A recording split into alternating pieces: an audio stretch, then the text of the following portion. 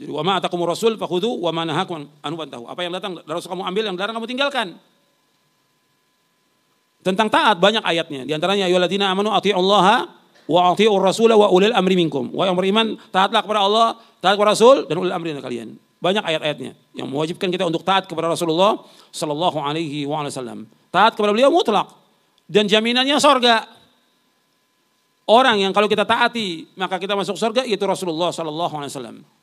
Nabi bersabda dalam hadis yang sahih yang diriwayatkan oleh Imam Bukhari dalam sahihnya, Nabi bersabda, "Kullu ummati yadkhuluna al-jannah illa man aba." Qila wa man ya'ba Rasulullah? Qala man ata'ani dakhala al-jannah wa man asani faqad aba.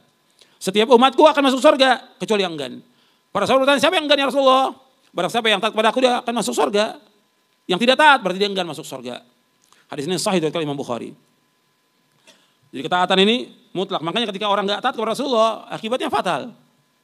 Contoh, ketika orang Nabi ingatkan kalau makan, minum, tangan kanan, jangan tangan kiri.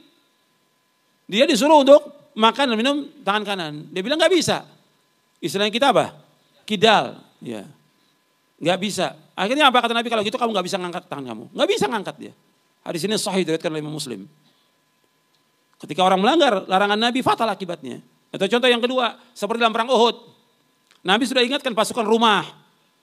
Rumah itu pasukan pemanah. Kata Nabi, kalian tetap di bukit Uhud. Kita menang atau kalah kalian tetap di situ.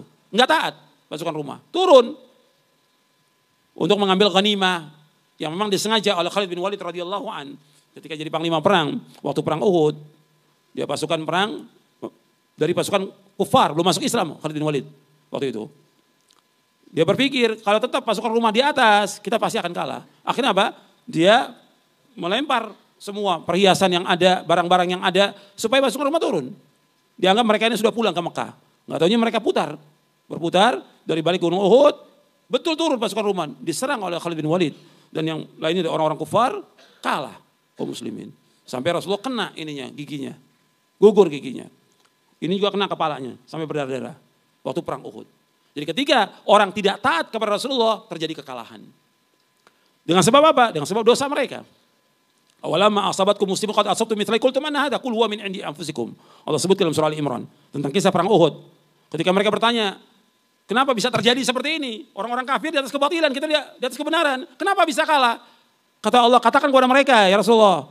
Jadi Allah menyuruh Rasulullah, katakan kepada para sahabat, qul huwa min indi anfusikum. Katakan dengan sebab kalian. Kekalahan ini dengan sebab kalian. Sebab apa? Sebab tidak taat kepada Rasulullah sallallahu alaihi wasallam. Qul huwa min indi anfusikum. Taat kepada Rasulullah ini mutlak dalam semua hal. Berkaitan dengan semuanya, termasuk juga berkaitan dengan dakwah. Rasulullah SAW menyuruh kita untuk berdakwah dan Allah menyuruh kita untuk berdakwah. Memulai dakwah dengan apa? Dengan apa dakwanya? Dengan tauhid. Nabi ketika mengutus Mu'adz bin Jabal ke Yaman, innaka ta'ti qauman ahla kitabin falyakun awwal ma tad'u ilaihi syahadatu an la ilaha illallah.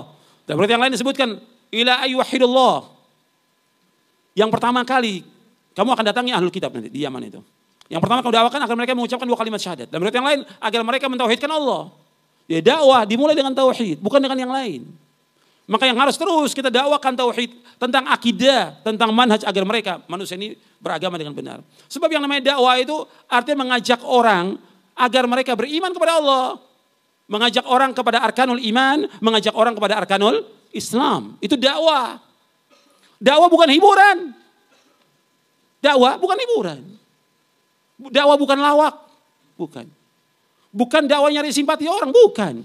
Dakwah mengajak orang kepada kebenaran, kepada tauhid. Orang mau terima dakwah itu alhamdulillah, enggak terima enggak ada masalah. Allah menyebutkan dalam Al-Qur'an, "Faman syaa'a falyu'min wa man syaa'a falyakfur." Barang siapa mau iman silahkan, mau kafir silahkan. Allah mengatakan dalam Al-Quran demikian. Kita mengajak orang, jelaskan kepada mereka tauhid kepada umat ini. Jelas tauhid ini, jalan ini. Orang mau beriman, silahkan gak beriman, gak ada masalah. Tapi jelaskan. Tauhid ini yang kemudian para nabi dan para rasul alaihi wasallam dibenci oleh umatnya. Mereka menuduh para nabi dengan tuduhan, berbagai macam tuduhan karena nabi mendakwakan apa? Mendakwakan tauhid. Bukan nabi itu ngelawak. Bukan nyanyi. Bukan. Justru nabi-nabi mendakwakan kebenaran sehingga nabi-nabi dibilang keras, dibilang gila, dibilang memecah belah umat karena dakwah tauhid ini. Ini harus kita sampaikan kepada umat. Umat mau terima, alhamdulillah nggak terima nggak ada masalah.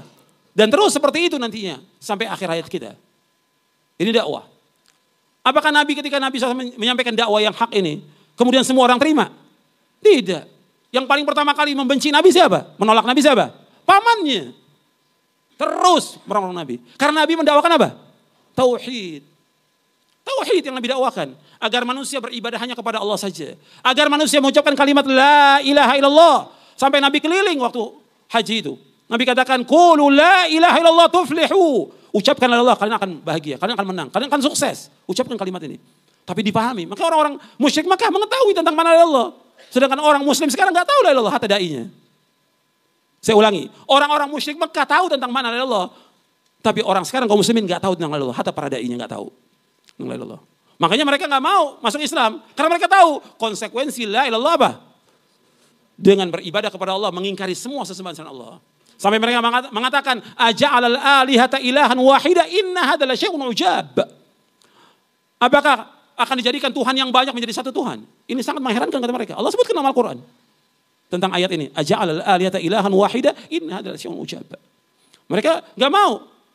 Maka dikatakan di Quran juga, wa idza qila lahum la ilallah yastakbirun. Ketika dikatakan la ilallah mereka sombong, enggak mau mereka. Karena mereka tahu konsekuensinya. Sekarang orang sekarang mengucapkan kalimat enggak tahu konsekuensinya. Masih bergabung dengan orang-orang musyrik. Masih bergabung dengan orang-orang kafir. Masih duduk dengan selamat Natal. Masih masuk ke gereja segala macam. Ini enggak tahu la ilaha illallah. Kalau dia tahu la ilaha illallah, konsekuensinya dia beribadah dan mengingkari semua yang disembah selain Allah. Dia ingkari, wajib. Karena dua rukunnya. Yang pertama apa? Nafi. Yang kedua, itsbat. Nafi menafikan semua yang disembah selain Allah. Itsbat menetapkan ibadah pada Allah. Mestinya ini dakwah ini harus kita tegakkan dakwah ini. Ada yang terima, ada yang nggak terima, wajar. Tapi kita tegakkan sebagai adab kita kepada Allah. Karena yang menyuruh untuk mendakwakan dakwah tauhid Allah dalam Al-Quran. Kepada semua nabi dan semua rasul alaihi wasallam. Begitu juga Rasulullah menyuruh demikian kepada para sahabatnya untuk memulai dakwah dengan tauhid. Masih ada resiko dalam dakwah tauhid, masih ada resiko. Ada yang memusuhi, ada yang mencela, ada yang memfitnah. Wajar. Karena dakwah yang hak seperti itu. Karena setan senang nggak kalau orang semua nyembah Allah? Nggak senang setan. Setan sudah bersumpah kepada Allah, fa bi'izzatika la ughwiyannahum ajma'in illa ibadaka minhumul mukhlasin. Dengan kemuliaan Engkau ya Allah, aku bersumpah, aku akan sesatkan semua manusia disesatkan. Kecuali hamba-Mu yang ikhlas. Jadi enggak peduli siapa aja disesatkan. Orang awamnya, penuntut ilmunya, para ustadznya, para dai-nya, para kiainya, para habibnya disesatkan oleh syaitan. Karena dia bersumpah tanpa kecuali. Semuanya akan disesatkan. Makanya kita harus kembali kepada yang hak ini, kembali kepada Quran dan Sunnah pahami salaf, memulai dakwah dengan tauhid. Sebagai ketaatan kita kepada Allah dan ketaatan kita kepada Rasulullah sallallahu alaihi wasallam. Ketika enggak dilaksanakan dakwah ini, rusak agama ini. Rusak manusia. Karena problem manusia semuanya banyak. Tentang apa? Tentang ekonomi, tentang politik, maksiat, bencana, petaka. Tetap semua itu harus kembalikan kepada apa dulu? Tauhid dulu. Sebab hati manusia akan baik dengan tauhid kepada Allah. Karena manusia diciptakan Allah berdasarkan fitrah, condong kepada tauhid, kepada Islam ini. Bab Islam adalah tauhid. Islam tauhid. Enggak ada Islam tanpa tauhid. Ibadah tauhid, enggak ada ibadah tanpa tauhid. Jelas? Jelas ini ya. Ini penting, ini masalah dasar semua. Saya bawakan masalah dasar ini supaya antum paham.